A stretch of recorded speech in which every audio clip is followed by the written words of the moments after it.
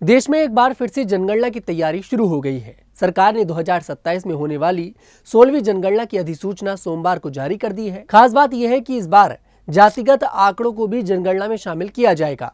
इस विशाल जनगणना अभियान में करीब 34 लाख गणना कर्मी और पर्यवेक्षक शामिल होंगे। इसके अलावा लगभग 1.3 लाख कर्मियों को डिजिटल उपकरणों से लैस किया जाएगा ताकि आंकड़े तुरंत और सटीक रूप से एकत्र किए जा सके। अब इस वीडियो में इस खबर को हम 5 पॉइंट्स में आपको समझाते हैं और वो पॉइंट कौन से होंगे पहले मैं आपको बता देता हूँ।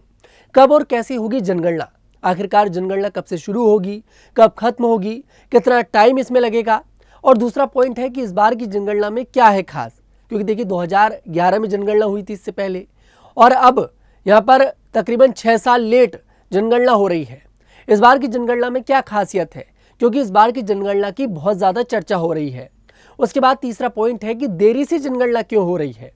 उसके बाद चौथा पॉइंट है जनगणना करानी ज़रूरी क्यों होती है, जनता के लिए और सरकार के लिए। और उसके बाद आखिरी पॉइंट होगा, यानी कि 5वां पॉइंट, वो है कि क्या कहते हैं 2011 की जनगणना के आंकड़े। तो चलिए शुरुआत करते हैं पहले पॉइंट से, कब और कैसे होगी जनगणना। इस बार जनगणना की प्रक्रिया 2 फेज में होगी, जिसका पहला चरण 1 अक्टूबर 2026 तक पूरा किया जाएगा, जबकि दूसरा और अंतिम चरण 1 मार्च 2027 तक पूरा होगा। 1 मार्च 2027 को रेफरेंस डेट माना जाएगा, यानी उस समय देश की जनसंख्या और सामाजिक स्थिति का जो भी आंकड़ा होगा वही रिकॉर्ड में दर्ज किया जाएगा और फिर ये आंकड़े सार्वजनिक कर दिए जाएंगे, जिसे आप भी जान सकेंगे। पहाड़ी राज्यों जैसे जम्मू कश्मीर, लद्दाख और उत्तराखंड में जनगणना की प्रक्रिया अन्य राज्यों से पहले अक्टूबर 2026 तक पूरी कर ली जाएगी। इसका कारण है यहाँ का मौसम और ठंड। इन राज्यों के लिए 1 अक्टूबर 2026 को रेफरेंस डेट माना जाएगा।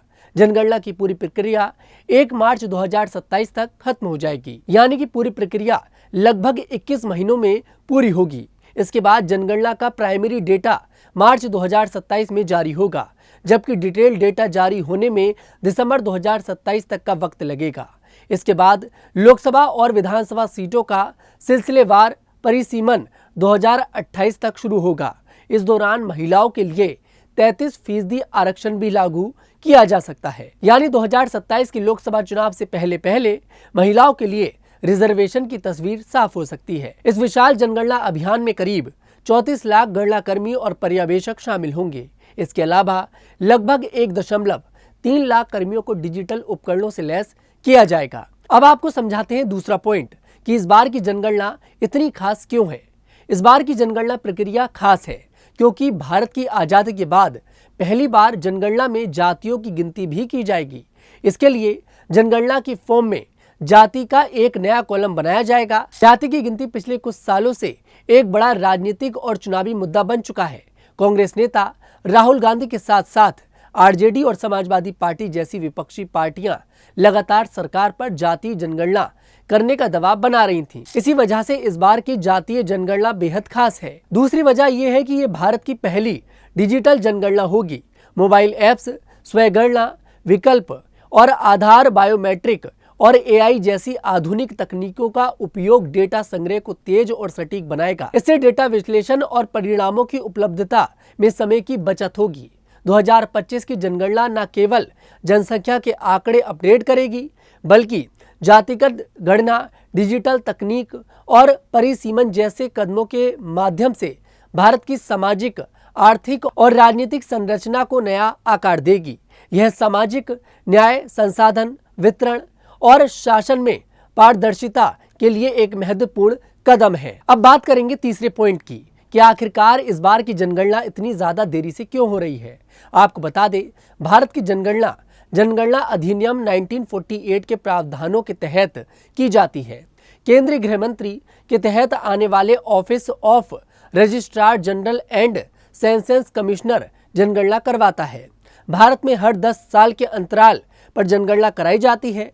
पिछली जनगणना 2011 में 2 चरणों में की गई थी। अगली जनगणना 2021 में होनी थी, लेकिन कोरोना महामारी की वजह से इसे टाल दिया गया था और अब ये करीब 6 साल की देरी से कराई जाएगी। जिन देशों ने कोविड-19 के तुरंत बाद जनगणना कराई, उन्हें जनगणना के आंकड़ों की गुणवत्ता और कवरेज से संबंधित समस्याओं का सामना करना पड़ा। यही कारण है कि जनगणना इतनी देरी से हो रही है। अब बात करते हैं चौथे पॉइंट की, जनगणना करानी क्यों जरूरी होती है, सरकार के लिए और जनता के लिए। आपको बता दें, जनगणना इसलिए कराई जाती है क्योंकि जनगणना से प्राप्त आंकड़े सरकार को कई क्षेत्रों में नीतियों में और योजनाओं को बनाने में मदद करते हैं। जनगणना के आंकड़ों के आधार पर संसाधनों का आवंटन किया जाता है, जैसे कि शिक्षा, स्वास्थ्य और बुनियादी ढांचों के लिए।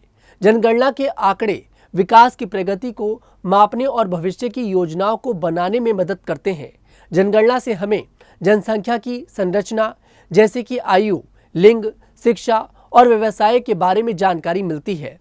जनगणना के आंकड़े कई क्षेत्र में सरकार को निर्णय लेने में मदद करते हैं, जैसे कि व्यवसाय, शिक्षा और स्वास्थ्य।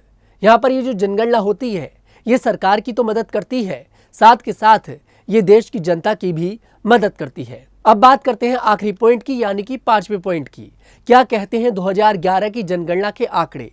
2011 की जनगणना के अनुसार भारत की जनसंख्या 121 करोड़ के पार हो चुकी थी।